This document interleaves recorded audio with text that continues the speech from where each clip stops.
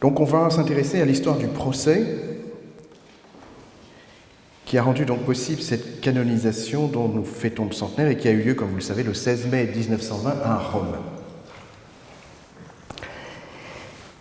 Alors nous allons nous intéresser à un procès qui se déroule principalement dans la seconde moitié du XIXe siècle, en partie au début du XXe siècle, et qui juge, puisque c'est un procès, la vie d'une femme, Jeanne d'Arc, qui a vécu, comme vous le savez, dans le premier tiers du XVe siècle. Et cela selon une procédure inventée plusieurs siècles avant sa naissance, à la fin du XIe, début du XIIe, mais dont les normes ont été redéfinies à l'époque moderne, au XVIe, XVIIIe siècle. Donc nous allons faire un grand écart historique entre le Moyen-Âge de Jeanne d'Arc, l'époque contemporaine du procès et la structure de ce procès à l'époque moderne. Donc je suis plutôt, comme l'a rappelé Monseigneur Blacard, un historien de la canonisation de l'époque moderne. Et il m'arrive assez souvent de suivre mes procès, comme je dis, ouverts au XVIe, XVIIe ou au XVIIIe siècle, jusqu'au XXe et XXIe siècle, puisque les causes de canonisation, par définition, sont parfois longues. Vous savez, j'aime bien citer le pape Boniface VIII, qui disait que l'Église avance avec des souliers de plomb, et s'il y a bien un domaine où elle a des souliers de plomb, c'est bien celui de la canonisation en général. Alors on a vu que pour Jeanne d'Arc, la procédure n'a pris que 50 ans, et nous verrons que finalement c'est assez rapide. Alors nous allons essayer de comprendre en quoi cette cause, ce procès, est à la fois unique et extraordinaire dans l'histoire de la canonisation, et en même temps comment il a été conduit au succès que donc, nous commémorons aujourd'hui, selon des voies somme toute assez ordinaires. Alors, la littérature sur Jeanne d'Arc est, comme on le sait bien, Orléans, un océan. Je parlerai peu de Jeanne d'Arc, je ne suis pas un spécialiste de Jeanne d'Arc. Nous avons quelques collègues dans l'Assemblée qui le sont. Mais évidemment, pour parler de sa canonisation, il faut quand même s'intéresser à elle. La littérature sur la canonisation de Jeanne d'Arc commence elle aussi à être fournie, puisque, sans forcément étudier précisément le procès de canonisation, les historiens de Jeanne d'Arc sont amenés à s'y référer. Et aujourd'hui, beaucoup travaillent à la fois sur Jeanne d'Arc et en partie avec ce procès. Je citerai nos éminents collègues, Philippe Contamine, Colette Beaune, Françoise Michaud-Fréjaville, qui est parmi nous, je ne sais pas où, quelque part. Ah oui, là-bas. Qui connaît bien ce procès contemporain, Olivier Bouzy aussi, que vous connaissez bien. Je ferai une place particulière à Agathe Krumreich, qui, notre ami et collègue allemand, qui, à travers ses travaux pionniers sur l'image de Jeanne d'Arc au XIXe, XXe siècle, a abordé l'histoire de la canonisation en la situant dans le contexte politique français, au cœur des nombreux conflits entre catholiques, mais surtout les conflits entre les catholiques et les autres défenseurs, ou les défenseurs des autres traditions politiques du pays. Avec au centre le conflit autour de la figure de Voltaire à la fin du XIXe siècle. Monsieur Sueur et Yann Rigolet auront peut-être l'occasion de revenir sur ces aspects dans leur intervention qui, d'une certaine façon, sera en écho, puisque le débat se fait avec les deux parties en parallèle. Voltaire, dont les attaques contre la pucelle d'Orléans dans son ouvrage de 1752 sont restées aux yeux de beaucoup de catholiques comme une infamie, et Voltaire qui a aussi la bonne idée de mourir le même jour que Jeanne d'Arc, le 30 mai, ce qui fait qu'il y a une rivalité de commémoration entre ces deux personnages, et que ça sera un des aspects de ce procès. Et puis je n'oublierai pas non plus de citer les travaux de Yann Rigolet qui se continuent sur les liens entre la représentation de Jeanne d'Arc et celle de Marianne, dont il nous parlera aussi certainement tout à l'heure, et qui font partie de ces visages de Jeanne d'Arc. Alors le procès de canonisation lui-même a fait l'objet d'études précises, d'abord par les contemporains qui ont présenté les différentes étapes du procès. Alors, je ne vais pas vous citer tous les auteurs, mais en gros, à chaque étape importante, un ecclésiastique a donné l'état de la situation, expliquer comment la cause avançait. Et puis, aujourd'hui, des historiens se sont penchés sur cette histoire du procès. Le premier, juste après la canonisation, c'est Georges Goyot, qui revient sur les étapes de ce qu'il appelle une gloire religieuse. Et dans 2 articles qui paraissent dans la Revue des Deux Mondes, juste en avril et mai 1920, et qui seront réunis dans un ouvrage qui s'appellera Sainte Jeanne d'Arc, une fois la canonisation passée. Et puis, surtout, les travaux de Jacques Dallarin et de Philippe Boutry, sur le 3e procès de Jeanne d'Arc et sur Jeanne et la papauté des années 2000 et 2003, qui ont ouvert des chemins que je vais parcourir. Je m'appuierai sur ces études pour certains éléments. Alors, cette commémoration du centenaire est l'occasion de remettre à nouveau cette histoire de la canonisation sur le métier, en sachant que, je ne ferai pas forcément une œuvre très novatrice cet après-midi, mais je vais essayer de vous le présenter peut-être d'une façon nouvelle. C'est le rôle des commémorations de nous permettre de nous interroger à nouveau frais sur les événements du passé. Et comme moi, vous avez peut-être été sensible au débat récent sur ce thème des liens entre le passé, l'histoire et la mémoire, et les commémorations. Et nous sommes en plein dans ces débats autour des commémorations du centenaire de cette canonisation. L'histoire de Jeanne d'Arc est d'une richesse toute particulière, puisque la connaissance de sa vie est assez exceptionnelle. Cette courte vie de Jeanne d'Arc nous est parvenue principalement à travers les 2 procès qui lui ont été consacrés à l'époque, ou qui lui ont été faits à l'époque, son procès de condamnation, et puis ensuite le procès d'annulation de cette condamnation. Mes collègues médiévistes connaissent bien ces 2 sources sur lesquelles ils travaillent, sources qui ne sont pas forcément très simples à utiliser. Et son histoire, qui s'écrit à partir de ses sources principales, se réécrit de génération en génération à partir de questionnements renouvelés. Pour ma part, je retiendrai que Jeanne d'Arc, qu'on appelle souvent Jeanne, affectueusement Orléans, a été l'objet de son vivant d'un combat d'image, d'un combat d'interprétation. Intervenant au cœur d'un conflit politique, militaire, elle est devenue elle-même un enjeu de conflit. Et cet enjeu concernait la nature de son action, mais aussi son identité. Dans un phénomène qui a des aspects très modernes à nos yeux, les parties en présence ont défendu des interprétations antagonistes de Jeanne. Était-elle une envoyée de Dieu, comme on dit une partie du camp français, ou une prostituée doublée d'une sorcière et donc une hérétique, comme le disent Anglais et Bourguignon? Ces 2 mémoires, ces 2 traditions ont traversé le temps, ont été pour certaines réactivées, par exemple par Machiavel au XVIe siècle, à propos de l'identité. Il reprend cette question soulevée par les Anglo-Bourguignons de la manipulation de Jeanne d'Arc pour des intérêts purement politiques et militaires. Et au milieu de ces interprétations se pose la question du visage de la sainte.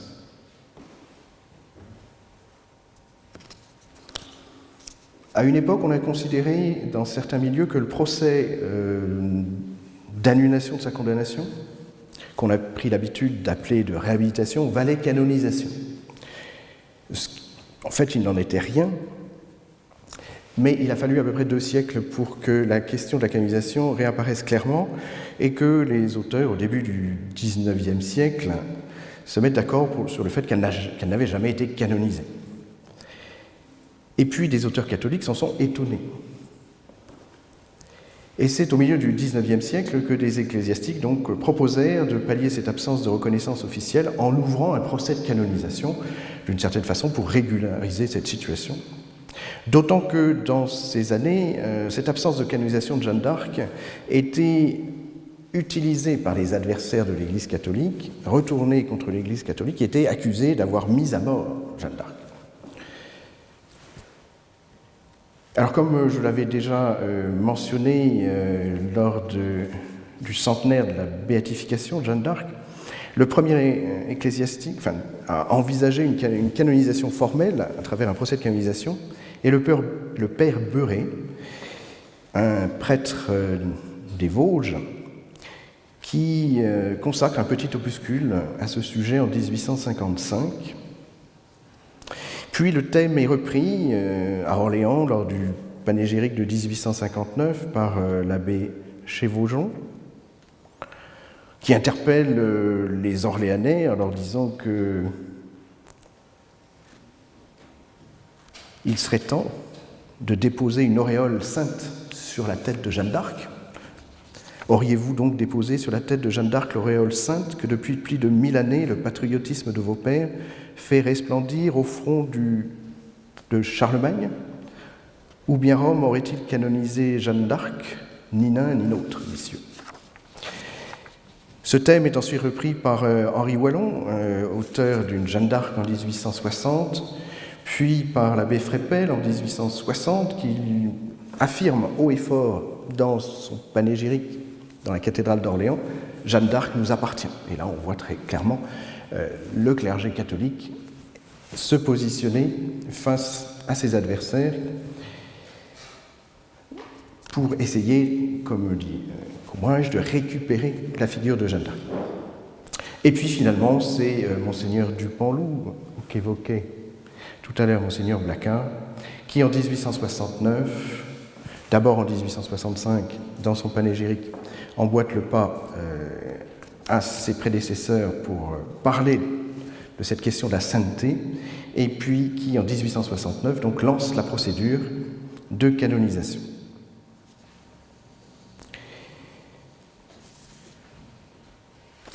Dans un premier temps, je vais m'intéresser justement à cet élan orléanais. La cause de Jeanne d'Arc est très marquée par cet enracinement orléanais. Orléans joue un rôle central dans la cause puisqu'elle est lancée par Monseigneur Dupanloup. Dans la tradition des procès de canonisation, ce rôle d'Orléans n'était pas évident, puisque traditionnellement, les procès de canonisation sont ouverts dans le lieu du décès du candidat ou de la candidate à la sainteté.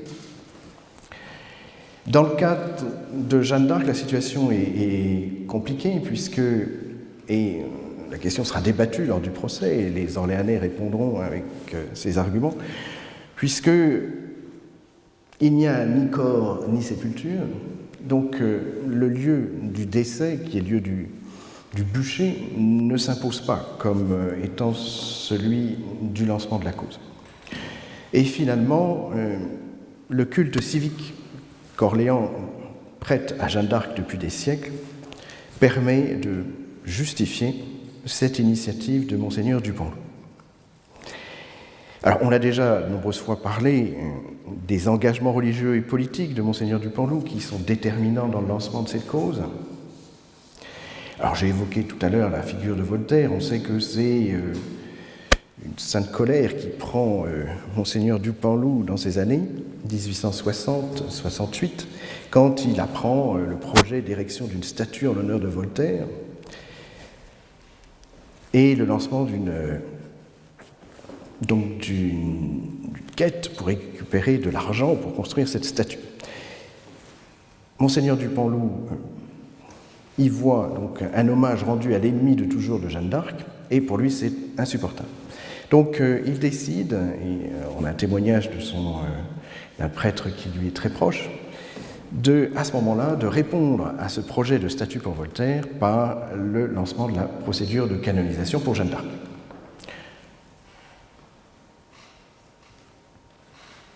Il faut remarquer qu'il existe un contexte interne à l'Église catholique qui est assez favorable au lancement de cette cause. On sait que Monseigneur Dupanloup a assisté en 1867 à Rome à la canonisation de Germaine Cousin, plus connue sous le nom de Germaine de Pibrac, une bergère qui avait fait l'objet d'un culte depuis la Restauration. Philippe Boutry a montré comment ce culte était instrumentalisé par des catholiques ultramontains. Et cette canonisation de 1867 va marquer Monseigneur Dupanloup, et pas simplement lui, puisque Henri Wallon, celui de l'amendement qui va créer quelques années plus tard la République, enfin donner un statut permanent à la République, Henri Wallon écrit En août 1867, à Monseigneur Dupanloup, il répond à un courrier que Monseigneur Dupanloup lui a envoyé à son retour de la canonisation à Rome. Et il lui dit « En lisant vos touchantes paroles sur la pauvre fille inconnue canonisée par l'Église, je pensais à une autre fille fort célèbre sans doute, mais non moins humble, à la sainteté de laquelle vous avez rendu hommage dans son panégyrique de 1865 et qui tient de votre ville épiscopale son surnom populaire, la pucelle d'Orléans. » Donc on voit comment Henri Boillon est inspiré par cette canonisation de Germaine de Pibrac en se disant que Jeanne d'Arc pourrait, elle aussi, être canonisée dans un modèle assez proche. Il faut aussi noter que Monseigneur Dupanloup est engagé dans les mêmes années dans une autre cause de canonisation, non pas comme évêque président du tribunal, mais comme évêque d'un diocèse voisin, puisque est en cours à ce moment-là la reconnaissance de culte pour Alpès de Cudeau, dont la cause est sous la responsabilité de l'archevêque de Sens. Mais un procès a eu lieu dans le diocèse d'Orléans et Monseigneur Dupanloup a pu à nouveau s'intéresser à une personnalité qui est morte en 1211, donc du Moyen-Âge, bergère, vierge et laïque, comme Germaine de Pibrac et comme Jeanne d'Arc. Donc cette évolution des figures de la sainteté féminine au XIXe siècle, parce que les bergères n'avaient pas été canonisées jusque-là dans l'histoire de la canonisation. On a d'abord assez peu de femmes canonisées. Les femmes qui sont canonisées sont en général des religieuses ou des souveraines, mais des fondatrices d'ordre à partir du XVIe, XVIIe siècle, mais on n'a pas beaucoup canonisé de bergères. Donc ces nouvelles figures qui sont reconnues à ce moment-là par Rome permet à Monseigneur Dupanloup d'envisager une canonisation pour Jeanne d'Arc, tout en sachant que la figure de Jeanne d'Arc n'est pas simplement celle de la bergère et que c'est une figure multiple, atypique. Et on va le faire savoir au début de la cause à Monseigneur Dupanloup à Rome, c'est aussi une guerrière, chef de guerre, elle-même guidée par des voix, et qui risque d'avoir du mal à rentrer dans les cadres habituels de la canonisation. Dernier élément de ce contexte de l'histoire de la canonisation, il y a de nombreuses causes de canonisation qui aboutissent au début du XIXe siècle. On a une véritable reprise de la canonisation, qui a toujours été un événement rare dans l'histoire de l'Église, mais qui se multiplie au début du XIXe siècle, au point qu'on voit dans la première moitié de ce siècle de nombreuses causes françaises aboutir. Je ne vais pas rentrer dans tous les noms, mais je vous les donnerai dans la communication écrite. Et en 1869, il y a encore une quarantaine de causes de Français qui sont poursuivis à Rome, tant par les ordres religieux que par les diocèses. Donc Monseigneur Dupanloup s'inscrit dans un contexte favorable. Ce n'est pas une idée isolée. Alors quand il lance ce procès, il va avoir affaire à une procédure ancienne, que je vais vous présenter dans un deuxième temps, donc le procès romain. Essayez de ne pas trop vous noyer dans les détails, mais je pense que c'est important de comprendre la structure interne de ce procès pour voir comment Jeanne d'Arc va rentrer dans ce modèle ou pas, et comment la procédure que va suivre Monseigneur Dupanloup correspond ou non à ce modèle. Alors vous avez ici une représentation de Monseigneur Dupanloup au moment du panégyrique, ici, au moment où il va lancer la cause, à la fin de sa vie. Alors la procédure de canonisation relève de ce qu'on appelle la réserve pontificale. Le pape a réservé la canonisation, les papes ont réservé la canonisation au Saint-Siège. Cette réserve pontificale, comme l'a montré entre autres M. Vaucher, s'est progressivement mise en place au cours du XIe, XIIe siècle. Donc c'est une affaire qui date du Moyen-Âge. En gros, cette réserve pontificale revient à enlever aux évêques l'autonomie dont ils jouissaient jusque-là en matière de création de nouveaux saints.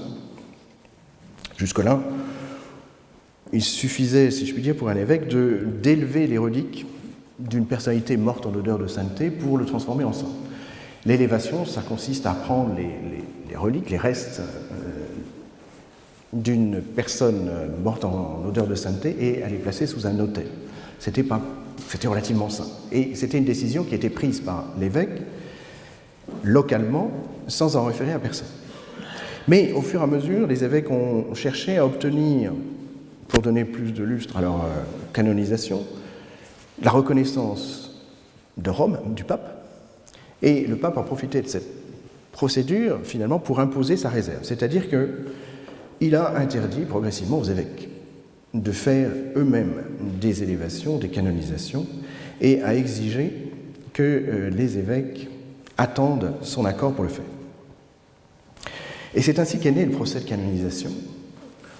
Le pape a imposé aux évêques un procès de canonisation. Le procès de canonisation, en fait, vise à donner au pape les garanties suffisantes sur la qualité du dossier que lui propose un évêque.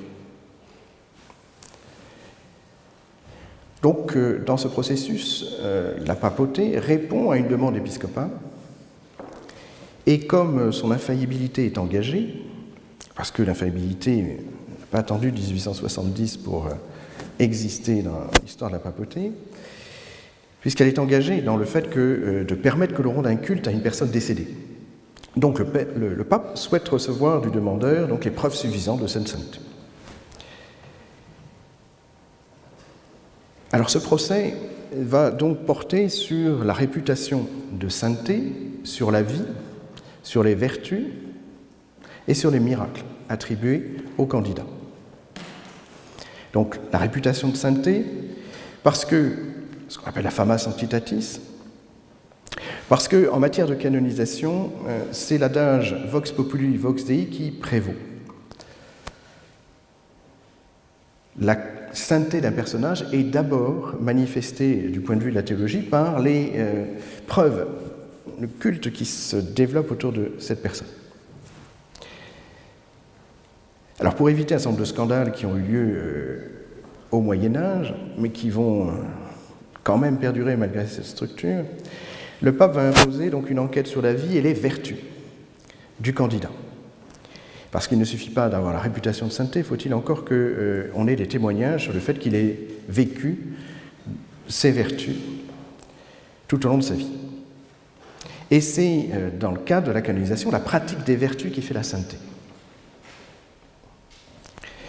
Ces vertus ont été définies par les théologiens au cours du Moyen-Âge, elles sont clairement listées. On parle d'abord des vertus théologales, la foi, la charité et l'espérance.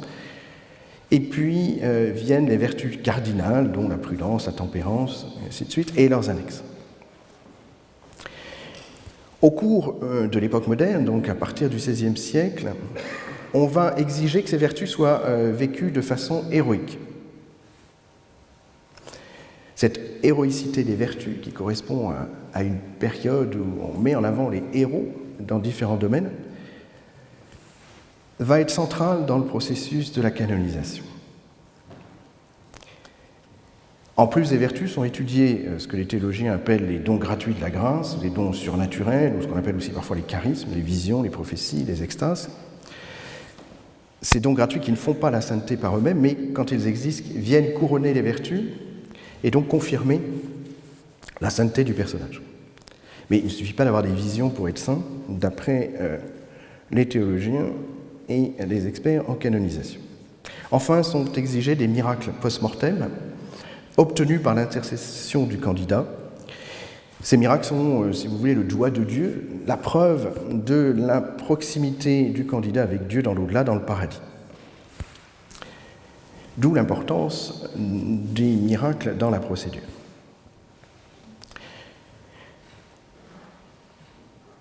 Donc, théologiquement parlant, les papes ne créent pas les saints et les saintes, mais ils reconnaissent la sainteté de cette personne, puisqu'ils n'ont pas le pouvoir de sanctifier, mais simplement de garantir que la personne qu'ils déclarent saint est au paradis, ce qui est déjà pas négligeable. Et donc, la fin de la procédure correspond à l'inscription du nom de cette personne sur la liste des saints, que l'on peut donc dorénavant invoquer de façon légitime. Et cette inscription se fait selon des règles, donc canon en grec, d'où le terme de canonisation. La canonisation, c'est le processus qui va permettre d'inscrire, selon les règles garanties par la procédure, le nom d'un saint dans la liste des saints. Donc cette procédure est une procédure qui se veut un travail de discernement. C'est évidemment pas les papes qui peuvent régler ça, même si les procès de canonisation sont assez rares à la fin du Moyen-Âge et même au début de l'époque moderne. Les papes confient l'étude de cette canonisation à des cardinaux, à des théologiens, à des juristes, en particulier aux auditeurs de la Rente. Alors, à l'époque moderne, on peut dire que la canonisation à Rome va s'organiser. Alors, certains ont parlé de fabrique des saints. À partir de 1588, la réforme de la curie voulue par Sixte Quint crée des congrégations cardinalistes, c'est-à-dire que le pape organise sa curie, sa cour, en ministère spécialisé. On est dans le premier cas d'organisation d'un gouvernement par un ministère spécialisé. Et dans ces ministères spécialisés, il y a une congrégation qui va être chargée de la canonisation, c'est la congrégation des rites. Donc elle est composée de cardinaux, une douzaine de cardinaux, présidée par un cardinal préfet, et elle compte des officiers, des prélats, des prêtres, des religieux et des consulteurs qui aident ces cardinaux. Donc les cardinaux délibèrent sur les dossiers qui leur sont proposés dans des congrégations et ils votent sur les dossiers qu'on leur présente. Dossiers préparés par les consulteurs et qui concernent chacune des causes. Ils votent de façon secrète, en répondant à des doutes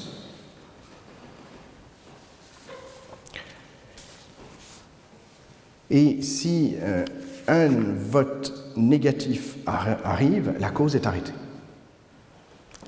En général, on ne sait pas trop pourquoi, mais la cause est arrêtée. Par contre, pour qu'une cause continue, il faut qu'à chaque délibération des cardinaux, les votes soient positifs. Alors, à la majorité, il n'y a pas forcément besoin de l'unanimité, mais il faut au moins un vote majoritaire.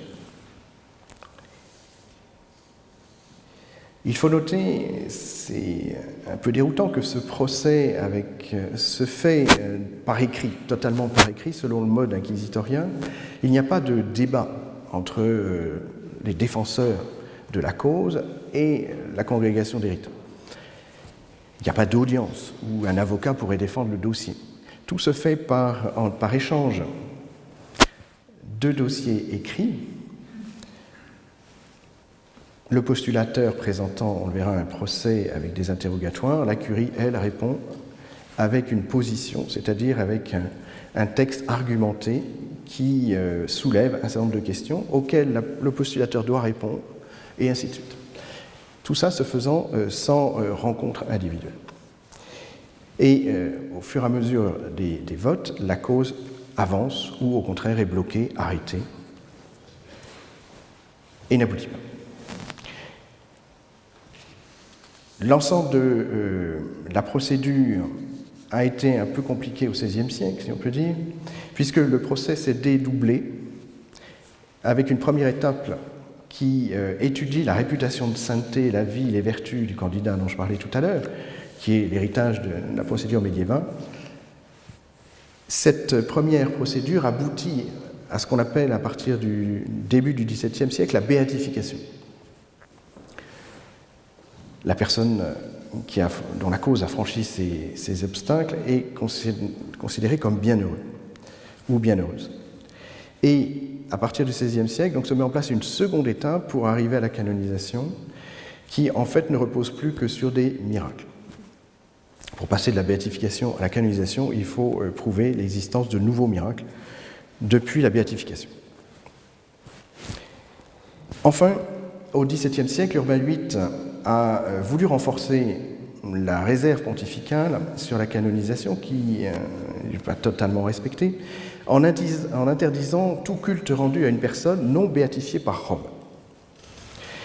Et pour assurer que cette règle soit respectée, Urbain VIII a imposé la tenue d'un procès particulier qui prouve l'absence de culte autour de cette personne avant l'ouverture du procès.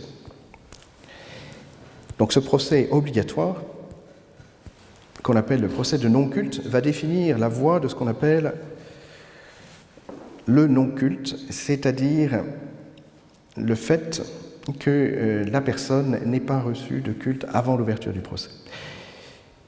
Mais Urbain VIII définit au début du XVIIe siècle que pour les causes plus anciennes qui avaient pu bénéficier d'un culte avant l'existence de ce décret, il est possible d'avoir une procédure de reconnaissance de culte immémorial.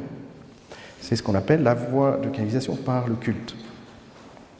Alors ça nous concerne ici puisque Jeanne d'Arc rentrait a priori dans le cadre des procès qui pouvaient être conduits selon la voie du culte. Et dans cette voie, il fallait au contraire prouver que la personne avait eu un culte immémorial permanent. Et à ce moment-là, la procédure consistait à reconnaître ce culte. Jeanne d'Arc étant morte avant 1530, qui était la date limite qui séparait ces deux procédures, elle aurait pu, sa cause aurait pu rentrer dans ce cas.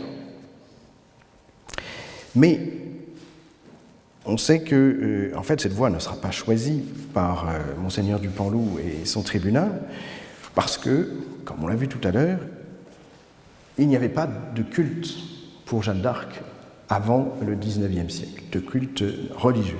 Alors certes, il existe en Orléans un culte à travers les fêtes de Jeanne d'Arc, les processions annuelles du 8 mai, mais ce culte est avant tout un culte civique, le culte de la population d'Orléans qui célèbre sa libératrice et non pas une sainte. Donc il y avait l'impossibilité de passer par cette voie de reconnaissance de culte qui aurait été beaucoup plus simple. Il aurait suffi d'un seul procès, d'accumuler les témoignages qui prouvaient ce culte et le procès aurait été bouclé, ce qui était le cas par exemple d'Alpès de Cuno, dont je vous ai parlé tout à l'heure. L'absence de culte va obliger à passer par un procès par le culte, ce qui va vouloir dire donc enclencher cette longue procédure qui vise, par le non-culte, qui va obliger à prouver la réputation de sainteté, la qualité de la vie, l'héroïcité des vertus et les miracles. Alors, certains doutaient de la possibilité de mener un tel procès. Pour une raison assez simple, c'est que ces procès de non-culte reposent normalement sur l'interrogatoire de témoins, et de témoins qui ont connu la personne. Donc les procès consistent à interroger sur les différents aspects de la vie, sur les différentes vertus et sur les miracles, des témoins, si possible en nombre, on peut avoir plusieurs dizaines, dans certains cas presque des centaines de témoins qui sont interrogés selon des articles prévus par le postulateur, et ces interrogatoires permettent d'établir tout cela. Or, vous voyez bien que pour Jeanne d'Arc, la situation est difficile. Quand Monseigneur du Panloup ouvre le procès en 1869, il n'a évidemment plus la possibilité d'avoir des témoins qu'on appelle de visu, des témoins qui ont connu Jeanne d'Arc. Alors, certains au XIXe siècle ont dit la cause est terminée, on n'y arrivera pas. Mais en fait, au XVIIIe siècle, la situation s'était déjà présentée pour une autre Française que vous connaissez peut-être, Jeanne de Chantal, qui est morte en 1641 et dont le procès a été ouvert tardivement pour des raisons diverses et qui tiennent principalement à la situation politique de la France de ces années-là. Donc 70 ans après son décès. Alors, les 70 ans, c'est peu de choses par rapport à l'écart entre la mort de Jeanne d'Arc et l'ouverture de son procès. Mais n'empêche qu'à ce moment-là, le pape de l'époque, Benoît XIV, qui lui-même était un spécialiste de la canonisation, puisqu'il avait été le promoteur de la foi dans la congrégation des rites avant de devenir pape, Benoît XIV va fixer une nouvelle règle pour permettre que ces procès, ouverts tardivement, sans témoin de visu, puissent se faire tout de même. Alors, il va accepter que ce soit le cas quand les vertus vont pouvoir être reconnues héroïques sur la base de témoignages dits adminiculés, c'est-à-dire des témoignages qui vont pouvoir s'appuyer sur des documents authentiques de l'époque qui permettent d'avoir une garantie de ces vertus. Benoît XIV va juste rajouter des difficultés au procès, puisque pour obtenir la béatification, il ne faudra pas 2 miracles, mais 4. Et il va aussi augmenter le nombre de miracles pour passer de la béatification à la canonisation. Mais cela va lever les obstacles à ces causes qui ont été ouvertes tardivement pour des raisons diverses. Donc, la cause de Jeanne d'Arc va rentrer dans cette catégorie. Et c'est Henri Wallon qui va proposer de s'appuyer sur les 2 procès de condamnation et d'annulation de la condamnation pour documenter la cause. Et c'est ce qui va en fait se passer. C'est ce qu'on va voir maintenant dans une 3e partie, le déroulement du procès.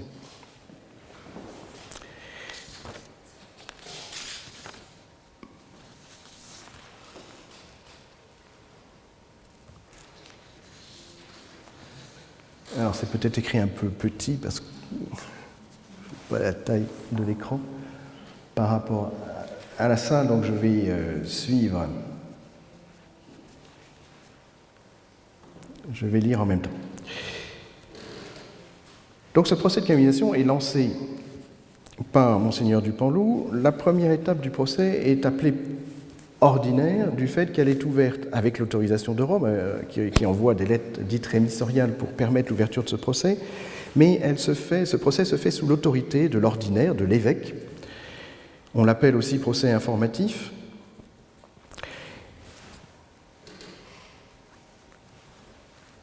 Ce procès, normalement, est porté donc par un tribunal qui est mis en place par Monseigneur Dupanloup.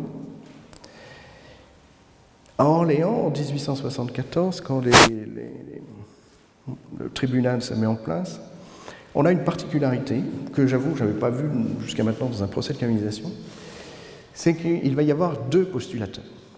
Donc 2 personnes qui vont être chargées de préparer et de suivre la cause en lien avec le tribunal ecclésiastique créé par Monseigneur Dupanloup.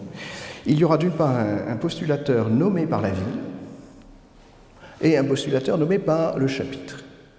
Donc on voit là en 1874 encore cette alliance qui aujourd'hui serait impossible entre les autorités politiques locales et l'évêque. Ce qui correspond assez bien à cette permanence du culte civique orléanais autour de Jeanne d'Arc. Alors, le postulateur qui est nommé par la ville, c'est M. Collin, que les historiens de Jeanne d'Arc connaissent bien. C'est un ingénieur des ponts et chaussées, mais c'est aussi un historien du monument du pont, et qui a des possibilités et des compétences du côté de l'histoire. Du côté du chapitre, on nomme un ecclésiastique, Monseigneur Desnoyers. Ensemble, ils vont donc réunir l'information disponible, la documentation historique, et puis préparer le questionnaire qui doit être soumis aux témoins. Donc ce procès informatif a lieu entre 1874 et 1876.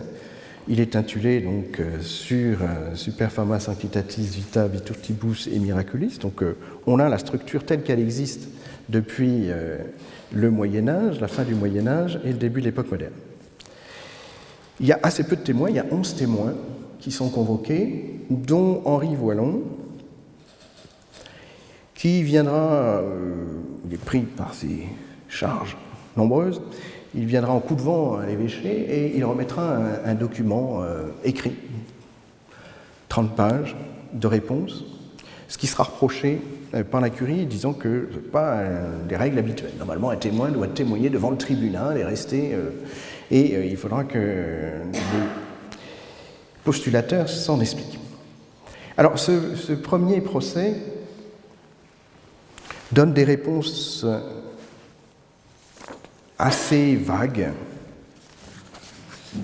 En particulier, on est surpris de la faiblesse de la dévotion. Les témoins insistent sur le fait qu'ils ont une dévotion. Certains disent qu'ils n'en ont pas, ce qui est normalement à ne pas dire.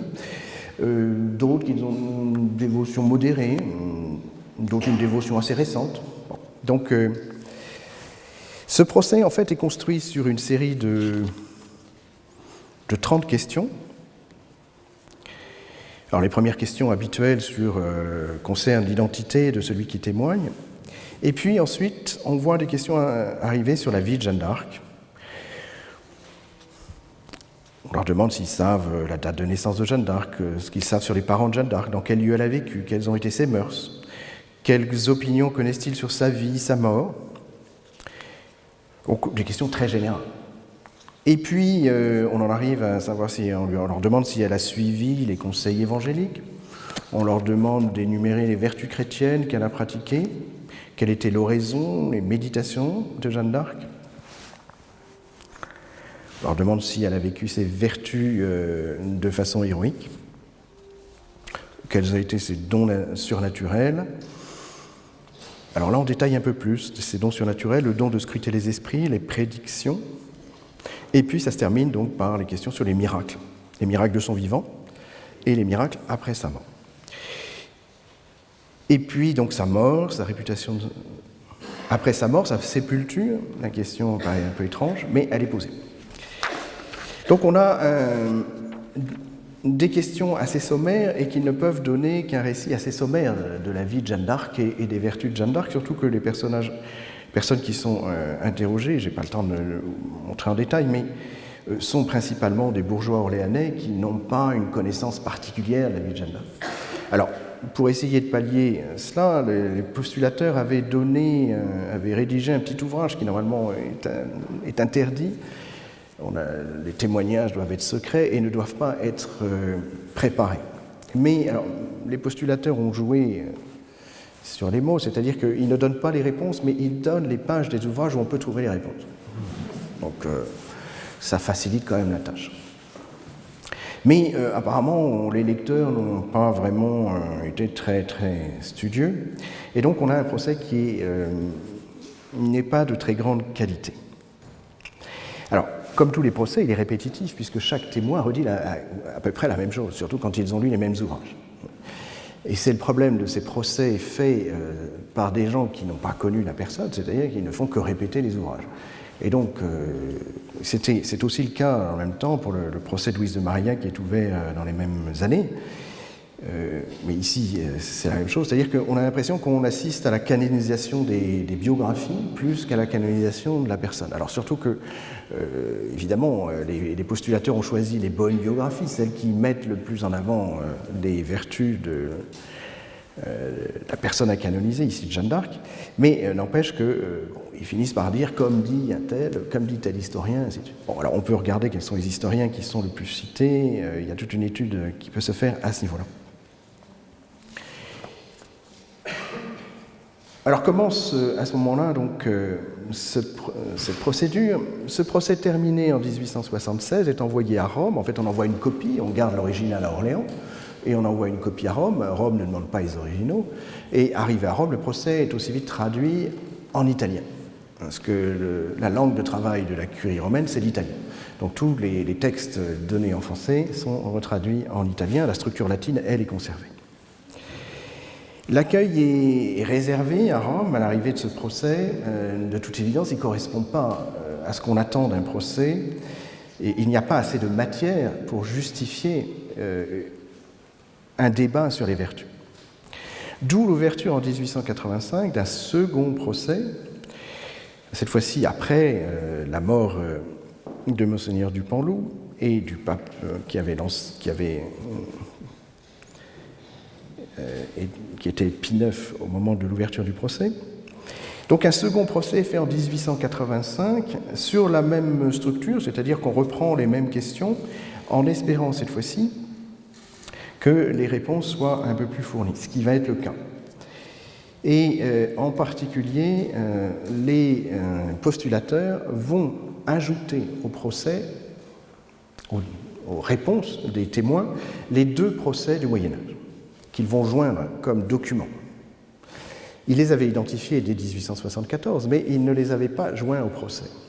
Ce qui était évidemment une erreur de leur part. Donc en 1885, le procès prend, si je peux dire, un peu plus de poids du fait de la présence de ces deux procès de condamnation et d'annulation de la condamnation. Puis les postulateurs décident d'ouvrir un troisième procès, toujours à Orléans, concernant cette fois-ci des miracles. Des miracles attribués à Jeanne d'Arc. Cette fois-ci, on a 16 témoins,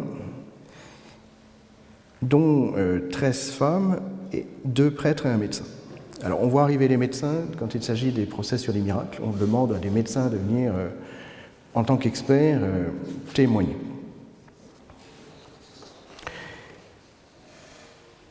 Donc, l'évêque d'Orléans et Monseigneur Couillet, ici, il est en habit de cardinal, mais je n'ai pas trouvé de photo en tant qu'évêque d'Orléans.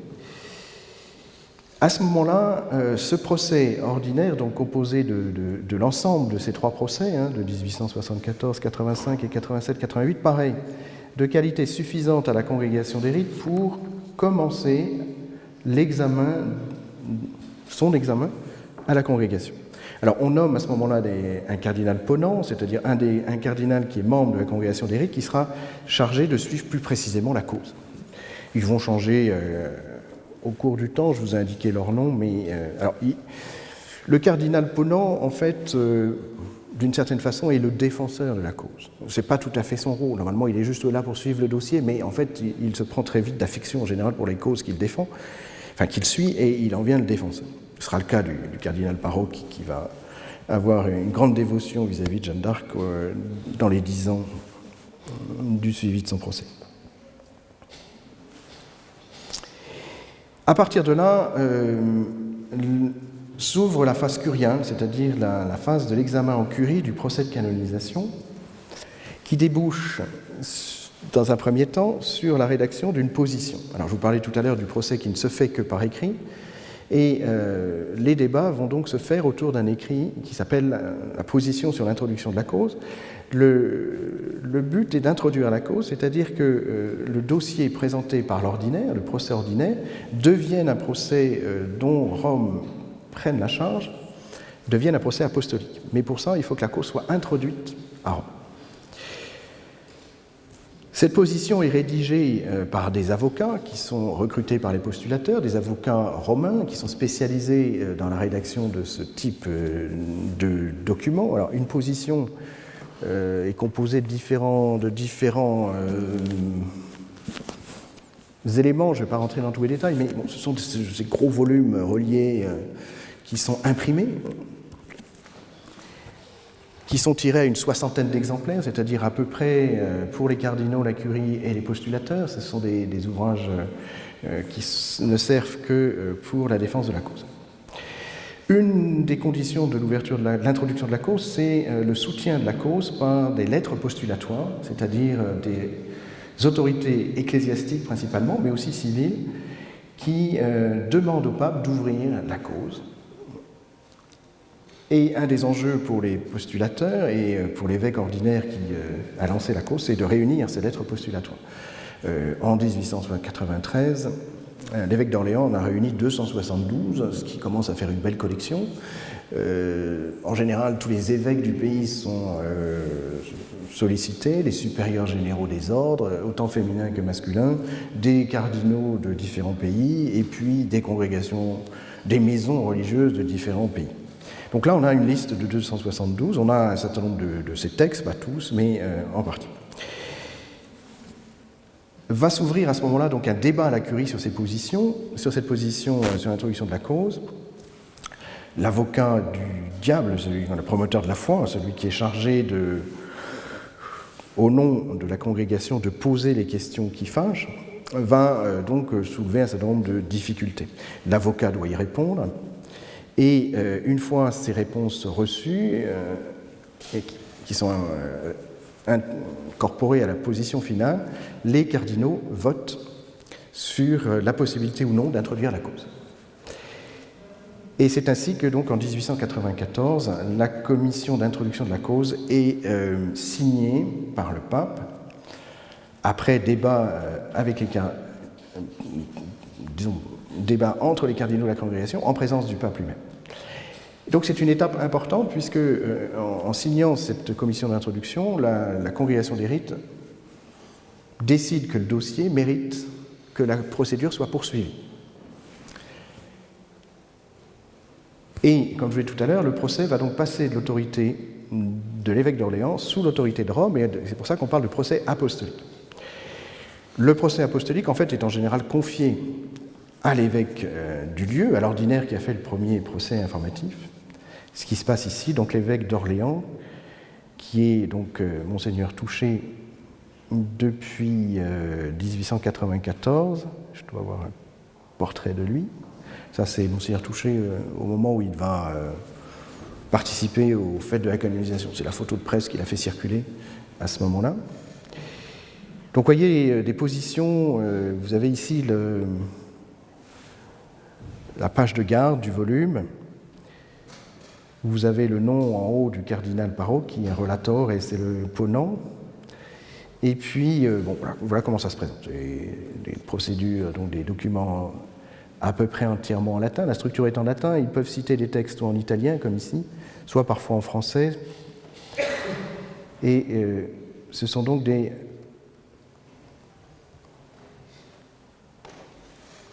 volumes qui sont conservés, autant ici à Orléans, vous en avez une série à l'évêché, une série à la maison Jeanne d'Arc, une autre, et puis qui sont conservés à Rome, précieusement, dans la congrégation. Vous avez aujourd'hui un sous-sol entier dans les bâtiments sur la place du Vatican qui conserve l'ensemble des positions des procès. Alors vous avez ici une photo du tribunal de Monseigneur Touché. Je ne sais pas si avec la souris je vois quelque chose. J'ai appuyé là où il ne faut pas. Donc Monseigneur Touché qui est au centre, sous la statue de Jeanne d'Arc de Marie d'Orléans, une représentation, et vous avez donc le tribunal qui est composé ici de 8 ecclésiastiques en grand habit de chanoine, si je ne dis pas de bêtises.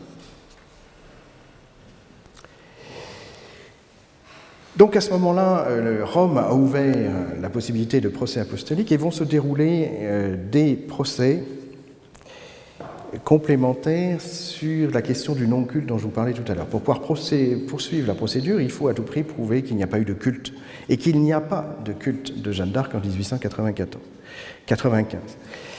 Un procès est fait à Orléans en 1895 sur ce thème, mais un autre est fait à Saint-Dié à cause de Don Rémy. Donc Rome demande à ce qu'on vérifie qu'à Don Rémy, il n'y a pas non plus de culte autour de Jeanne d'Arc, ce qui fait donc l'objet d'un procès particulier. Entre-temps, un procès sur des miracles qui ont eu lieu à Arras est ouvert, et tout ça aboutit à la rédaction d'une position sur le non-culte, là aussi, et cette position est débattue par les cardinaux, validée par les cardinaux, et les cardinaux décident d'accorder le décret de non-culte, ce qui permet de poursuivre la procédure. Là aussi, si les cardinaux avaient trouvé que non, il existait un culte à Orléans ou ailleurs sur Jeanne d'Arc et que donc la procédure devait être arrêtée, elle aurait été arrêtée. Alors là, c'est encore écrit beaucoup plus petit, mais parce que on arrive j'aurais dû faire 2 diapos, mais je ne voulais pas multiplier les diapos. On arrive ici au centre du procès, c'est-à-dire le procès apostolique sur les vertus. En fait, le procès sur les vertus va reprendre le procès ordinaire. On va refaire exactement la même chose. C'est-à-dire qu'on va reprendre la vie de Jeanne d'Arc, on va aller chercher des témoins, on va reposer les mêmes questions aux témoins concernant la vie, la réputation de sainteté, les vertus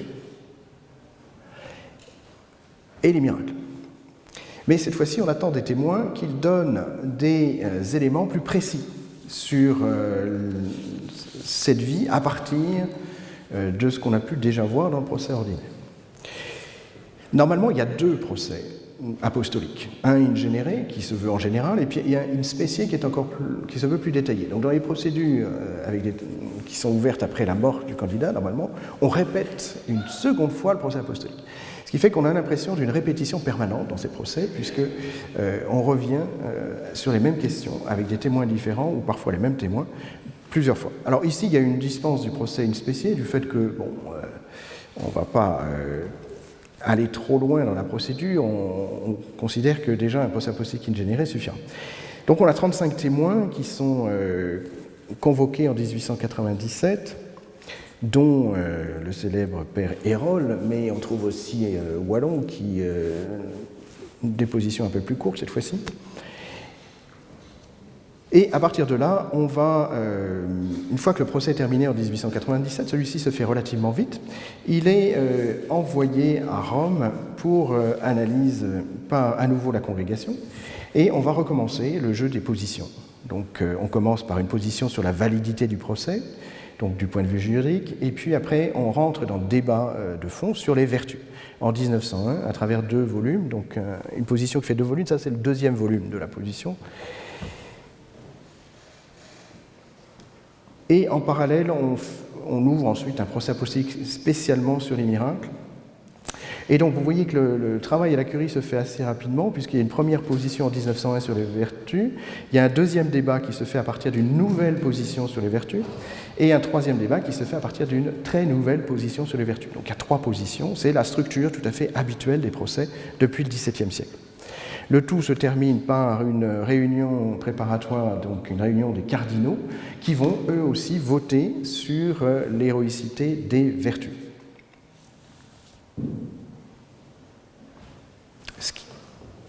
Et une fois le vote acquis, le pape peut signer le décret qui reconnaît ces vertus. Alors, ce travail sur les vertus est fondamental dans le procès de canonisation, puisque, on l'a vu tout à l'heure, c'est l'héroïcité des vertus qui est mise en avant. Et donc le débat principal a lieu là.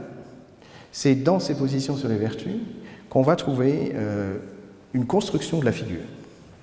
En fait, à travers ces 2 positions, que sont la position qu'on a vue tout à l'heure sur l'introduction de la cause et la position sur les vertus, il va y avoir un travail de construction du visage de la sainte, de l'image de la sainte, qui va reposer sur une vie, un synopsis de la vie, c'est-à-dire un récit court de la vie de la sainte, et puis derrière, une étude vertu par vertu, donc de l'héroïcité de la sainte. Et il est intéressant de comparer les 2 positions et de voir comment le travail permet à la curie, mais aussi au postulateur, parce que c'est à travers le travail du postulateur que la curie avance, et des témoins, permet de préciser le procès, de préciser le portrait de la sainte.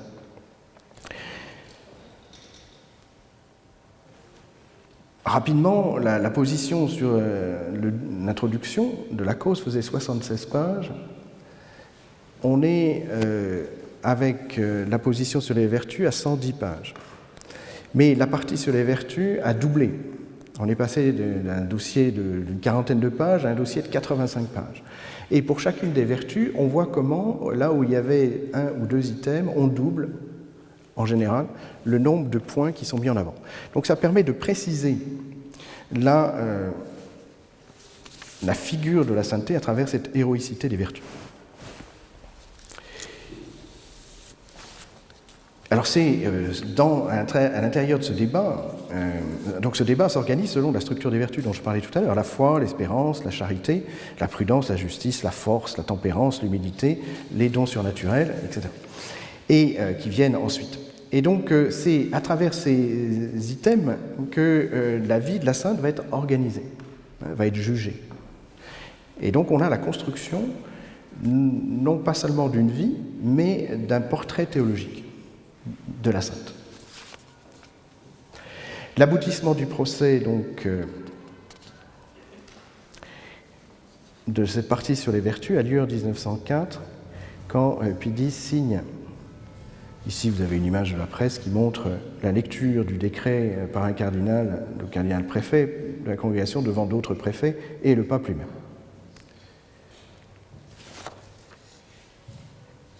Une fois les vertus reconnues, il faut maintenant obtenir la reconnaissance de miracles, puisqu'on l'a vu tout à l'heure, il va falloir un certain nombre de miracles pour obtenir la béatification.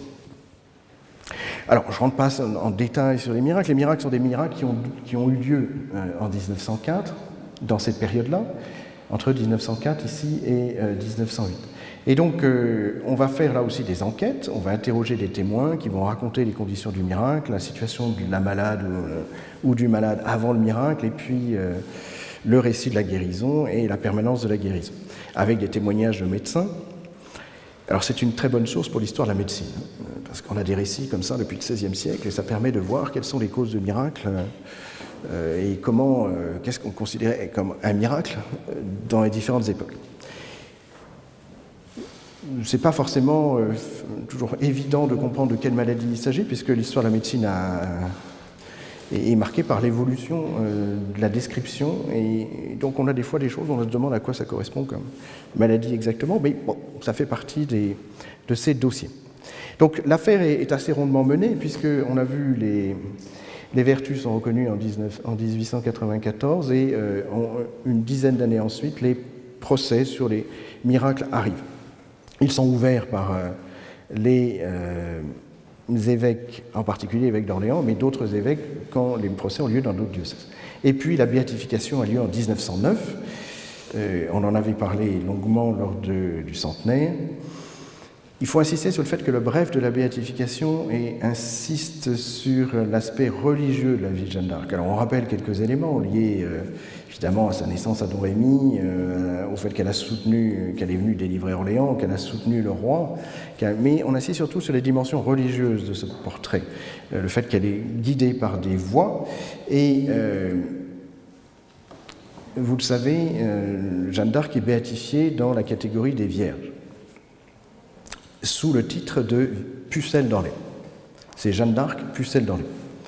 Et le bref de béatification commence ainsi: le nom de la Pucelle d'Orléans, cette vierge à jamais glorieuse, objet d'une immortelle renommée et qui va être inscrit au catalogue des bienheureux pour l'instant, rend un nouveau témoignage à cette divine puissance qui choisit les faibles de ce monde pour confondre les forts.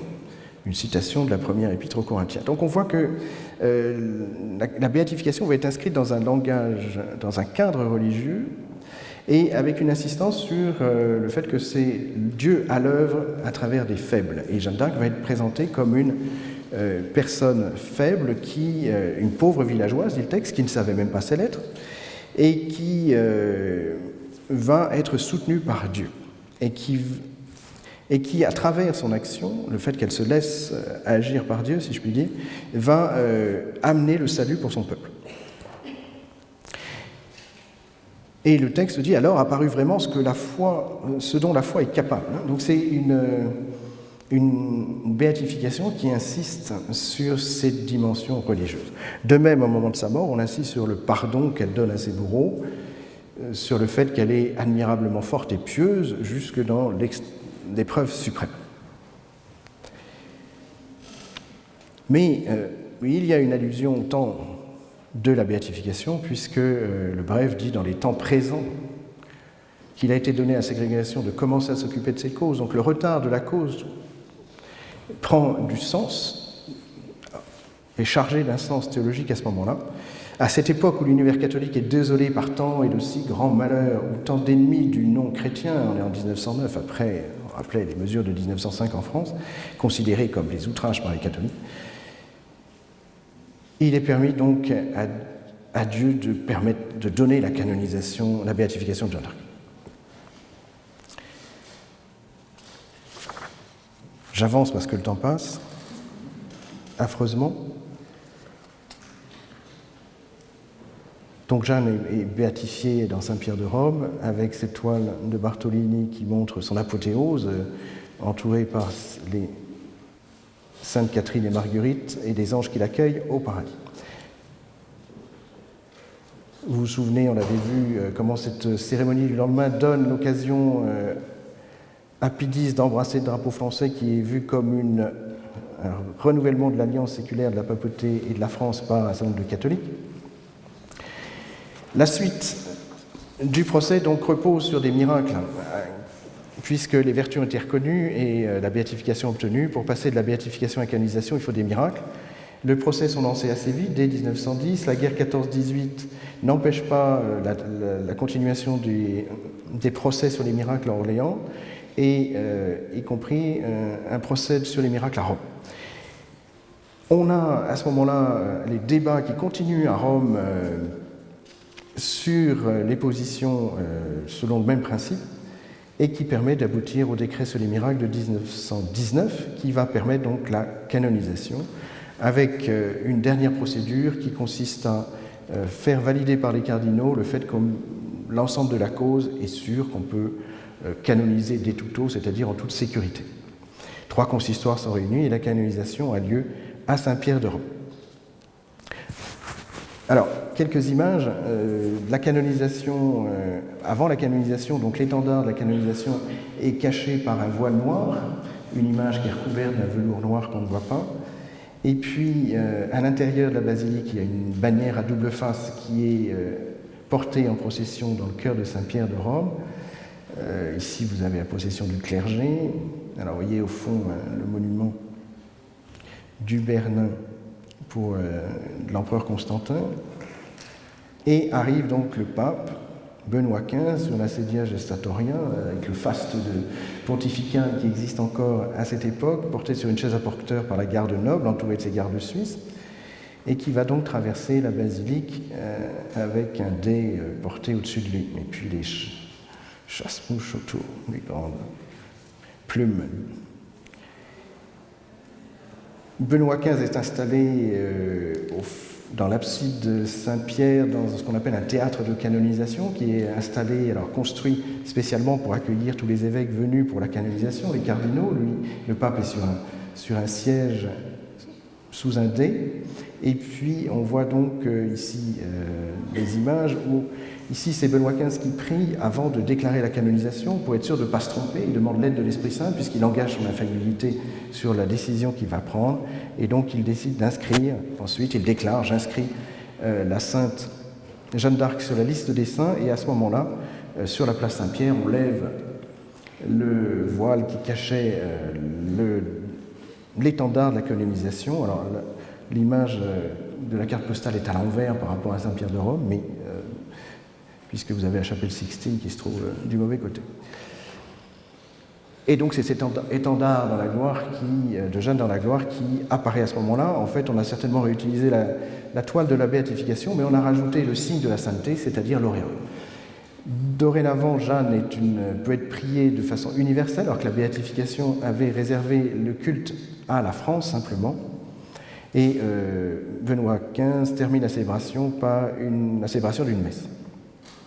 On voit ici le général de Castelnau qui sort de la cérémonie, qui est la figure dominante du catholicisme présent à Rome pour les fêtes. Ici, la délégation française avec les ambassadeurs qui ont été nommés exceptionnellement à ce moment-là, Gabriel Hanotto et M. Boulsé, qui sera le futur ambassadeur auprès du Saint-Siège, ici,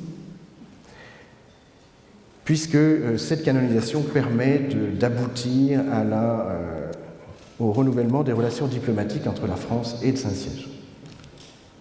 On n'a pas oublié les descendants de Charles VII, le duc de Guise, la duchesse de Guise et leur fille Geneviève d'Orléans sont présentes à la cérémonie, entourées d'un certain nombre de chevaliers de Malte. Une délégation de parlementaires nombreuse, députés et sénateurs sont présents autour du général de Castelnau, qui lui-même est parlementaire, ici très certainement dans la cour de Saint-Louis des Français. La bulle de canonisation a donné le sens de cette canonisation. Elle insiste dans un langage très religieux sur les vertus, à nouveau, au cœur du procès, sur les merveilleuses vertus de la servante de Dieu qui vient d'être canonisée. On insiste sur son innocence, sa foi, son obéissance à la volonté divine. Mais comme on le sait, si le texte du procès n'en parle pas, autour de ce procès s'est développée une nouvelle vertu, la vertu patriotisme, qui est mise en avant.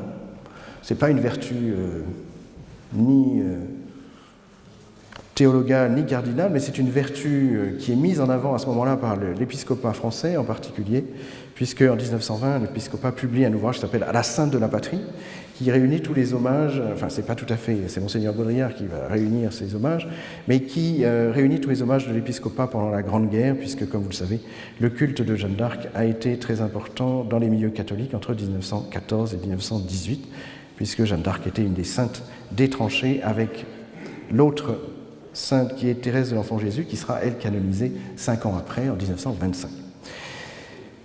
Voilà comment s'est déroulée cette canonisation qui, en 1920, donc, marque l'apothéose de Jeanne d'Arc, le fait que Jeanne d'Arc rentre dans la liste des saints officiellement, dans le cortège des saints, comme dit l'Église catholique. Il faudrait s'interroger ensuite sur la réalité du culte de Jeanne d'Arc après 1920. On sait qu'en 1922, elle devient patronne en second de la France, et mais que son culte ensuite, on peut dire d'une certaine façon, a connu moins de succès que dans les années 1900-1920. Malgré les milliers de statues qui ont été installées entre 1909 et 1920, le culte de Jeanne d'Arc ensuite, comme on le sait, dans l'Église catholique, en dehors d'Orléans, mais a connu un certain déclin, au point qu'aujourd'hui, la sainte de la patrie ne parle pas forcément énormément aux foules catholiques. Je vous remercie.